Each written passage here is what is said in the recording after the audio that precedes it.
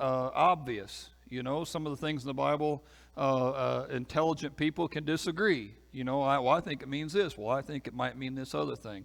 And there's certainly things in the Bible that can be mysterious. But this thing, that we're called to be his ambassadors, is not one of those. It's pretty crystal clear. We're told in really straightforward terminology, you are to be my witnesses, he says in Acts. And you are to be my ambassadors, he says in 2 Corinthians. And Jesus says, I want you to go and make disciples. He tells the disciples in his last words. And by extension, because it's right there in Matthew, he's telling us that too. He wants us to take what we know and in his words, go shine your light in such a way that people will see your good deeds and give glory to God in heaven. That's what we're told to do. And he mentions it over and over and over and over and over again. It's just crystal clear. But a lot of Christians, for one reason or another, don't do it. And there can be 1,000 little things like that. And as to the reasons why not, sometimes it can be we just don't feel like it. You know, it's not anything deeper than that. There's not a philosophical or theological reason. I just don't feel like it. You know, and nobody'd probably ever admit that out loud, but that might be it for some. I had a day like that a couple of weeks ago. I got a flu shot on Saturday, and I'm not trying to speak against the flu shot. I can only tell you what it did to me a couple of weeks ago. But I was a mess the next day, Sunday, and I don't know that I've ever had that reaction before, but I had it this time, and so it could be another things. Who knows? It wasn't COVID. I never lost my sense of taste or smell or anything, but it was something. And for about 8 hours or 9 hours, I just felt terrible. I just felt awful all day Sunday. And I felt bad enough that I watched 3 full football games, kickoff to final whistle. Now, I like football. I do. I enjoy watching football. It's rare that I watch 3 football games. It's even rarer when my wife's okay with that, me watching 3 football games. But when I'm sick, the house gets real empty. You know, everybody's on their own when I'm sick. We don't want to catch it. And so there I am by myself, and I just watch football all day long. And my favorite teams, like a lot of you, are the Colts and whoever's playing the Patriots. And I got to see that happen, both those games there. I don't hate them as much as I used to hate them because they're not as strong as they used to be. But I don't like Belichick still. And it bothers me a little. It pains me some, in fact, that I'm needing to use him as an illustration on this thing. But Belichick's big motto with his football team is do your job. Now, every coach at some level or another speaks that way to his team. Do your job. Just do what you're supposed to do. What Belichick's singular brilliance has been, and what makes him probably the best coach of his generation, if not the best coach of all time, is that he gets these professional athletes to buy into that. I mean, by the time you get to the NFL, these guys have all been the best player on their team in high school and in college, and now they're in the pros. They know the game, and they're great athletes. And so the hardest thing to do at that level is just to focus on what you're supposed to focus on. And if the quarterback has a bad throw and you're on defense, on the other, you're waiting for your turn, you can't be mad about what he did. He's got to do his job. You just do your job. And if you do your job like you're supposed to do your job, we'll be fine. That's his motto. I'm going to get this unpleasantness off the screen, but I want to talk about it just a little longer. As you think about this concept, I've read about this idea. There are Fortune 500 companies that have picked up this idea that if everybody from the vice president down to the mailroom will just do what they're supposed to do, we succeed. And you don't worry what your neighbor's doing, and you don't worry what the people above or below you are up to. You just make sure you do what you do as well as you can. And if a business can adopt that ethos, then they're going to succeed. I mean, they just absolutely are. And I think churches can too. And it's tough in church because our eyes are on everything all the time. You know, if you're on leadership, if you're a minister and elder, it's very easy to have your eyes on the attendance or on the offerings or on trends at different programs, and you can lose the forest for the trees. You can get so focused on these bigger numbers that you don't actually worry about making connections. It can affect people in the pews as you're hoping that the church. I have people come tell me sometimes, seems like the church, in quotes, seems like the church ought to be doing this or ought to be doing that, and usually whatever thing it is something they feel guilty about, but something that they aren't necessarily willing to do, or at least not willing to do all by themselves. But for the most part, if we all just do what we're supposed to do your job, I think Jesus promises that we'll be successful. And it may not be in exactly the same means that we thought or the way that we hoped, but I just think it's guaranteed. He tells Peter, I'm going to build my church and the gates of hell can't stand up against it. I think that promise made then is still true. I think the church will endure. And if we do our jobs, I think it'll succeed. Now, there's lots of reasons, like I said, that we don't. I'm guessing probably for most people, the biggest reason why they don't share their faith is that they're afraid. I'm guessing fear is probably number one. And generally speaking, what you're afraid of is that if you speak up to your contact or your associate or your family or your friends, that they won't like you, or they won't like you as much, or they'll be nervous around you, or maybe they'll mock a little bit, and you'll look uneducated, or you'll look like you don't know what you're, and it's all those things, and everybody deals with that. And so I wanted to speak about that some today, and I also wanted to speak about what kinds of things you can talk about if you do decide to work up the courage. Brene Brown has a book called Braving the Wilderness, which I just finished. And in the book, she talks about how this hunger that we all have to fit in keeps us sometimes from being our real self. Now, her point in the book is not about evangelism. It's just about your personality. Sometimes we worry so hard about fitting into whatever group we are in that we can't really express ourselves. We can't say what we're really thinking because we're scared that if we say what we're really thinking, they won't like us anymore. She is a researcher, and she surveyed thousands of 8th graders and talked about this with them and then asked them what they thought about it, and they wrote down their responses. And she in her book mentions 2 or 3 of the best responses. That these are 8th graders is impressive to me, and because it's profound, and it kind of lets me know something about human nature in this thing. We all feel the same ache. We all feel the same question marks in our head. But let me read this. What she found when the 8th graders, and they responded to her, 8th graders said to her, because she asked them to define what's it mean to belong somewhere and what's it mean just to fit in. And they said, belonging is being somewhere where you want to be and they want you. Fitting in is being somewhere you want to be, but they don't care one way or the other. Belonging is when you're accepted for being you. Fitting in is when you're accepted for being like everybody else. And I get to be me. If I get to be me, then I belong. If I have to be like you, then I'm just fitting in. And I thought it was interesting. And again, my head was already on this evangelism sermon series and already on this idea, but I thought it was interesting because I think so badly most of us just want to fit in. We want a group that will accept us and like us. And real acceptance, of course, is if you belong. You can express all of your heart, and they're not going to turn their backs on you. I mean, real belonging is when you can be yourself, and they'll love you anyway. And it's funny, as a parent, I can tell a child that, they're not really your friends then or something like that. But then as a parent, I find that I'm captive to all the same things. And if I don't watch out, I can make all the same mistakes that I see my kid making, or I can see a kid making. I do all the same things that they do. And I want to be able to say who I am and what I think.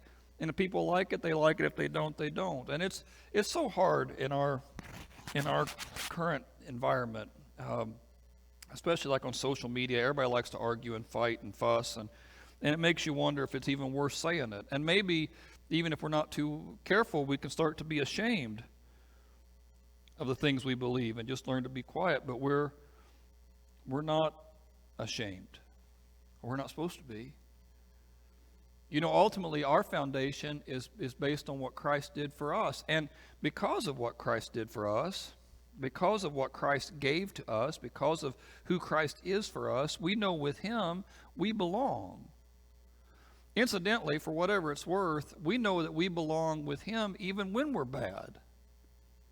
If you choose to follow after God, and I know some Christians can struggle with this. I just don't feel like God, I feel like I've done so much bad stuff now. No way in the world God could like me. God knew exactly what He was getting into when He took you on. God was not fooled by you at all. He knew exactly your strengths and your weaknesses, your ups and downs, and when He agreed to take you on, He knew what kind of a project He was getting. This idea that somehow you've let God down because you've had a bad couple of days or weeks or months or years, even in that situation, you're not letting Him down. He's always been willing to do all the work. All He asks of you is that you come along beside Him and do your job. Just do your job the best you can. and he'll keep moving. So, Paul, I'm going to talk about the Apostle Paul. Paul was a guy in the first century, a preacher who went out and talked about God and spoke for God. A lot of times Paul was like a drill bit. He would take God to really hard situations, and it didn't always go that well.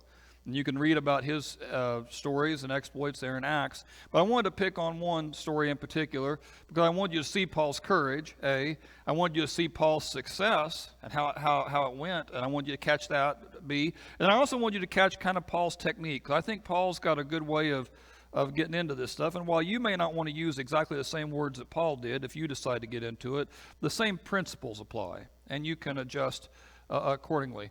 Paul is invited to speak. He stood up in the meeting of this Areopagus. Is not a word, of course, we'd use very often. It's a real place in the city of Athens. This Areopagus is like the university. It's Mars Hill, and in that day, this place, the Areopagus, Mars Hill, was known as like the Harvard or Yale of its day. All the best and brightest minds would come there and gather, and they invite Paul to come and address them. He's been preaching in the city about Jesus, and they'd like to hear about it. So they invite him to come and speak. And even today, to get invited to a place like Harvard or Yale to come share your thoughts, one of the misunderstandings about Christianity is that Paul and these guys were a bunch of rustics or a bunch of hicks or rednecks, and they didn't know what they were. They were a bunch of dummies. And Paul especially was super educated. I mean, he was articulate, and these college guys, they wanted to hear what he had to say. You're bringing some new ideas. We'd like to know what they're about. And so Paul comes and speaks to them. And he says, people of Athens, I can see in every way that you're very religious. He says, I was walking around. I looked carefully at your objects of worship. I even found an altar with this inscription, to an unknown God. So Paul says, I've had a couple days here in the city. I've just been walking around, and the Athenians had all sorts of gods and goddesses they worshiped. They worshiped Zeus and Poseidon and Athena and Minerva, and all these different gods and goddesses that they'd worship. And Paul says, I was walking around, I saw all the different temples, and they was all real impressive. And then I even saw a little altar there to an unknown God.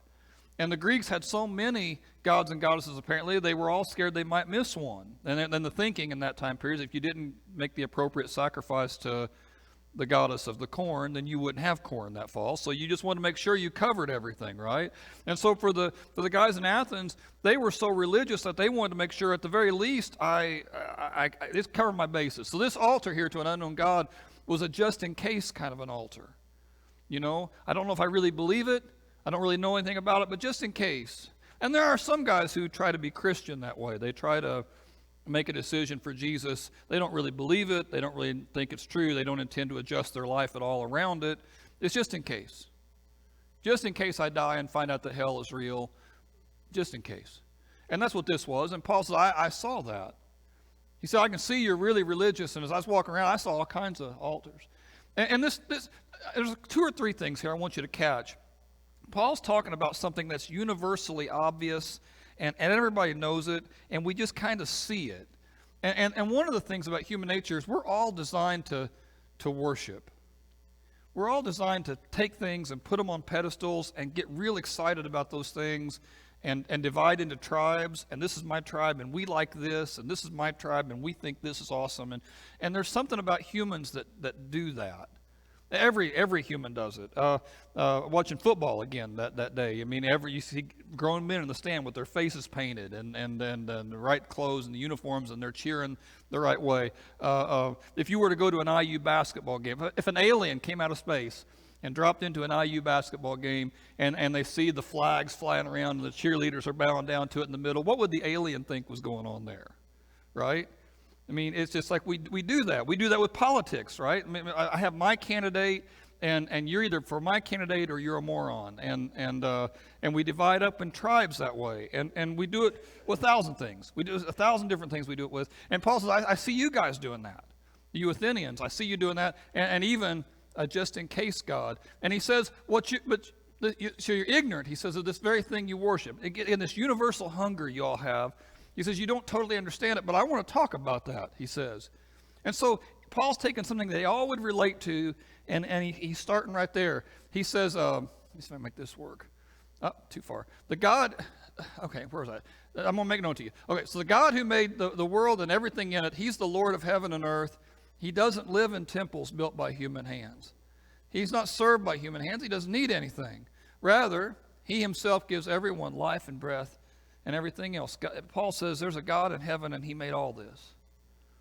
Again, I do encourage you to find some country road to drive down today and just look at all of it. And the beauty of it and the color of it and the sound of it and the smells and all those different things and it's good, you know, and it's all intricate and it all works together and everybody knows at some level, everybody knows, right, that there's probably something there. I mean, a person could be a hardcore atheist, but they might still pray a prayer if the cancer diagnosis comes back and looks bad. They may be a hardcore atheist, but they might pray when they hear some terrible thing in the news. I mean, we kind of know that there's something else going on. It's not just us here. And he's saying this God doesn't need us. We need him. And he says, from one man, God made all the nations, that they would inhabit the whole earth. He marked out where they were going to be. He decided, God decided who we are and where we were going to be. And God did this so that they would seek him, perhaps reach out for him. Though he's not far from any one of us. Because it was so pretty yesterday, I took a long walk and I'm listening to all the birds and the smells of this time of year. I love it. And I grew up in a farm family, so the fall, everybody's in a good mood in the fall, right? Spring, we're all ticked off at each other, but in the fall, everybody's in a good mood. Everybody's happy, and then all of this always brings back such memories to me, and they're deep kind of things. And I'm taken back, and I'm walking there, and I'm thinking about all that stuff, and I'm thinking about my place in the world, and I'm praying a little, but mostly just walking. And when I would pray, I would ask God, help me sense you in this stuff. I want to sense you in this stuff, because truly, when I'm just walking down the road, I just feel like I should be more connected than I am. And then I would think about different things in my family or different things here at the church or different things in my future plans and how some of that's working out like I want and how some of that's not going like I want and how this person's ahead of me and I don't know why that is, or this person's behind me and how can I help them, and I'm thinking all that stuff. As I think about all that stuff, again, God, you should be helping me here. God, help me know.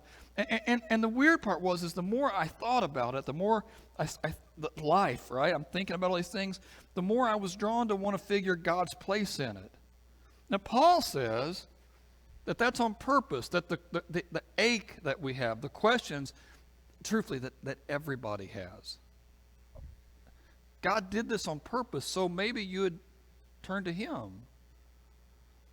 This notion that we're every one of us getting older every day, and the things we build, the second law of thermodynamics, everything's tending towards chaos all the time, and you're constantly having to fix it back up and repair it and make it right, and you strive and you strive and you strive and you make different things the idol of your life. I want to have money, but it's weird. You don't have enough, you don't have enough, you don't have enough, and then suddenly you've got enough and it's disappointing. That's how all idols are. And that ache, and God put the ache there so maybe we'd reach out to him. And anyone can draw close to him. He says, in him we live and move and have our being. And as some of your own poets have said, we're his offspring. And Paul's quoting here two different poets that they would have all known. It's the same thing I might do if I talk about Shawshank Redemption and how that's a picture of hell. It's the kind of thing I might do if I was talking about the movie Unforgiven and how that shows how people don't want to change, but where there's something broken in us. I can talk about The Matrix all day long, Rocky, maybe Hoosiers, maybe the best movie ever made in the history of the world. And I could talk about that and I can draw lessons out of it. And that's what Paul's doing. And when he's quoting these guys here, he's saying, you know what that's like? Because again, the same themes and all these things are the themes we all understand. And all of that stuff, all those questions, all those things it brings up, it's supposed to send you back to God. And that's what Paul's saying here. These guys, when they talk about this stuff, the quotes they do, it's all God. Therefore, since we're God's offspring, we shouldn't think that his divine being is like gold or silver or stone, like an idol. He says, in the past, God would overlook such ignorance. But now he commands all people everywhere to repent. If you were in business, this is where you're closing the sale. Everything he's talked about so far, hey, don't we have this in common? Hey, don't we have that in common? Hey, aren't we all understand what this is like? Well, now he's saying, but you got to do something with it. For a lot of Christians, when they talk about witnessing in their faith, this is the thing that gets hard. It's when you ratchet up the pressure just a little bit. You need to make a decision about all this. It's at this point that people sometimes will start looking for the exits, and you'll feel the pressure of that, and you might not want to get into it. But Paul, because of how he was, he just jumps right in. He says he set a day when he will judge the world with justice, and we're all hungry for justice, whether it's Black Lives Matter or well, truthfully, anything in the news. God, how much longer is everything going to be broken like it is? We want justice. And again, that hunger should direct us back to God. It doesn't. It usually directs us to rage, but it should. He set a day when he's going to judge. There's a day coming when God's going to review your life, and he's going to say what's up or down. And he's going to say whether you go to heaven or hell. And that's coming for each one of us, a job review to end all job reviews. And you need to be ready for it, Paul says. And he's given proof of this to everyone by raising him from the dead. Now, when they heard about the resurrection, some of them sneered, but some of the people became followers of Paul and believed. Look at this last sentence we did before again. He never mentions Jesus' name. Paul's whole approach here is to try to get people to ask questions about Jesus. It's like his whole approach here is not to say, will you pray the prayer with me right now? Will you decide right now? Will you right now make this decision? He doesn't do any of that. He just lays it out with the facts, and he anchors all of the facts in this. The proof of all of it is that he raised him from the dead. And some people, when they hear about that, they'll sneer. And other people, when they hear about it, they'll believe. When I was in California, I had to do a jury trial. I've mentioned that before. And at the end of our time together with the jury trial, we had to vote what we thought was guilty or innocent. And one of the guys admitted in our group that he had a hard time trusting police. He'd had some bad experiences, and he has had a hard time trusting them.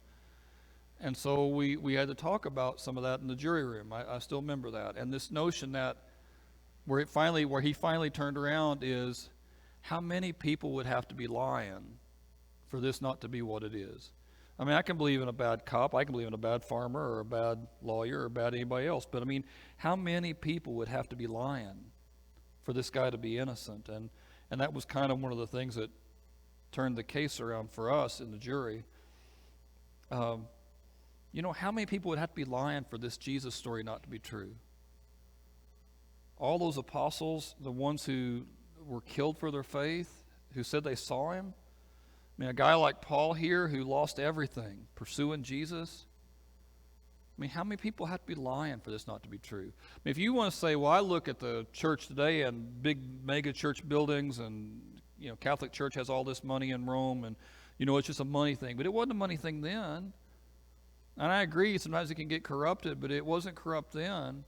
How many of those guys would have to be making it up?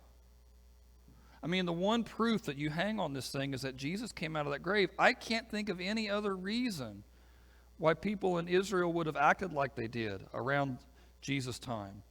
It's not like any other religion that started. It was always based in this one fact. And when I heard it, I couldn't help but believe. Other people, when they hear it, they sneer. And if you're like me, sometimes the sneer is a painful thing. Somebody sneers at me and treats me like I'm stupid or uneducated. I can be kind of that I can wilt with that. Or get real angry and defensive and want to prove myself. And I guess Paul never does that. He just accepts it. Some people are going to hear it and they're going to get it, and some people are going to hear it and they're not. There's a story with Peter where he preaches a sermon once and 3,000 people become Christians. When Paul preaches this one, only a few people do. Most of the people go the other direction, and a lot of them actively are making fun of him. There's no guarantees that you'll be successful. There wasn't for these guys, and there won't be for you. Sometimes when you speak, it'll make a response, and sometimes when you speak, it won't do any good as far as you can see. But again, that's not what you're called to. You're not called to make touchdowns. You're just called to do your job. Just do your job. Paul says in another place, I have become all things to all people so that by all possible means I might win some. I think it should be, I never enjoyed diagramming sentences. I mentioned this in a couple different lessons, and there's always usually one or two people in the crowd who enjoyed, that was one of their favorite parts of school, is diagramming sentences. I never enjoyed that. I remember that being a long, hard deal. I'm not sure how I would diagram this sentence, but the thing that stands out to me about this sentence, just as a grammar thing, is that Paul says all things and all people and all possible means, but sometimes you'll give 100% of yourself to it and you're only going to save some. You don't get to control the outcome. You just get to control whether or not you're going to do your job. And the more you do your job, the more that you commit to this, the more you're going to identify with Jesus. Remember, Jesus left the comfort of heaven to come to earth. Jesus left the comfort of the many to go to the few. It was Jesus who finally, ultimately, leaves his disciples to die by himself on a hill on Calvary. He does all that for you. Jesus was constantly giving everything he had when it only saved some. And when you make the decision to follow after Jesus, you're going to identify with him, and really more than any other thing, and really more than any other thing, it is going to be this thing that's going to breathe fire into your faith. For those Christians who say, I just don't really feel anything with this at all, almost always, not every time, but almost always, this is the problem. You're not sharing what you have. You're not taking the things you've been given and giving them to somebody else. You're a dead end. You're not a living stream. You're a pond. and all the water has stopped with you. And if you really want to feel that life-giving flow of the Spirit in you again, you're going to need to start moving. You're going to need to start giving out what you have. Our job is just to be tour guides, to let people know that God's there. And again, He's every. You see it. This is like I said, my favorite time of year. It really is. I can drive down the road this time of year, and I just feel God in everything. And there are other people who are far from God who feel it too. They just don't know what to call it. And you can help them. My whole point in all this sermon was that people matter to God. And they need to matter to you. One advantage of what we do here in the big church is you can invite your friend to this, or invite your family, or invite your coworker or whatever else, and they can take it or leave it. They can sit here in this big room and they can listen to it, and if it's not something they dig, then they can do something else. And no one's going to chase them out the door and grab a hold of their legs while they're walking away. I mean, it's a very easy place to come in and listen and go away. And I hope that before too long we're allowed to come back in here and have big church and do it like we used to. I hope that happens soon, because I think it's a valuable tool. But in these troubled times, you may not be able to invite somebody here. Okay, well, invite them to your house. Just invite them to your house and get to know them better, and start bringing up conversations and just see what God will do. I think we're needed. Dallas Willard said this here: the world can no longer be left to mere diplomats or politicians or business leaders. They've done the best they could. But this is a time for spiritual heroes, a time for men and women to be heroic in their faith and their spiritual character and their power. And heroic always demands sacrifice. Courage always, you've got to risk something. It's not courage if you're not risking something. You've got to risk something. I was reading something the other day, and it was a person who has at different times been a speaker in the Christian world and done things in the Christian world. And over the last couple of years, they've decided to take more of the world's position on a couple of different political issues. And suddenly they're super popular. They're getting interviewed by Oprah. They're doing all these different things. I mean, everything is all these opportunities are opening up. They're selling books like you can't believe. And they said, boy, it took so much courage to do this. It doesn't take courage to go with the crowd. Man, everybody go with the crowd. That's always easy to do that. That doesn't require any courage at all. It's always easy to go where people are applauding for you. The courage is going to be when you stand up and take that risk, and they may sneer or they may get it. You're the lifeline. You jump on the grenade. You're the one taking all the risk. I think that's what God's called us to, and I hope you accept that. Can't do invitation, but I am going to do this. Won't you